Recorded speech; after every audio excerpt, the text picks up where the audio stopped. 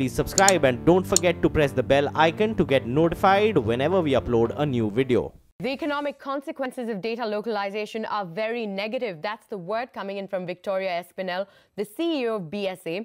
Earlier this year, a central bank's order mandated fintech companies to maintain data about Indian users in Indian borders. In an exclusive conversation with CNBC TV18's Ashmit Kumar, Victoria Espinel says that ignoring cloud computing, which is beneficial to the Indian economy, would be a real mistake. Take a look.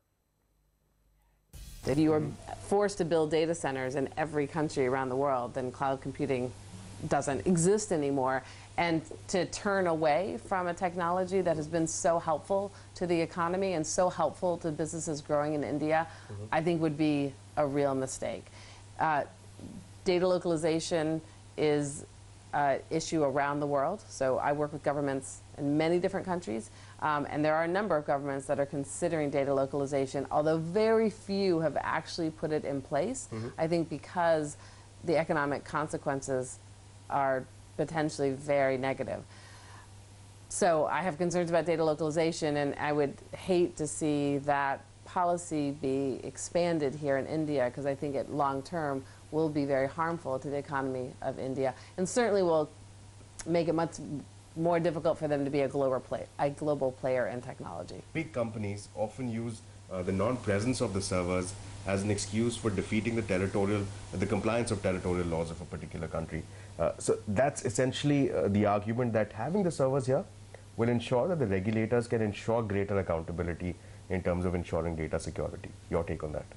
I reject that.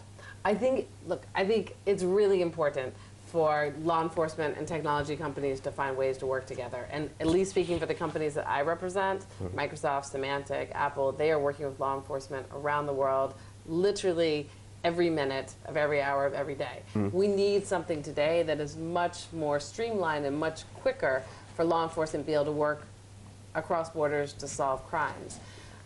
And we have been talking to governments about various ways that you could do that. Obviously, in the United States, there's legislation that passed recently called the Cloud Act, which potentially is a mechanism. There could be other mechanisms as well. So the core issue there of the ability for law enforcement to be able to get the information that it needs in an appropriate and quick way is absolutely a valid concern. But in my opinion, data localization is very much the wrong answer to that valid concern.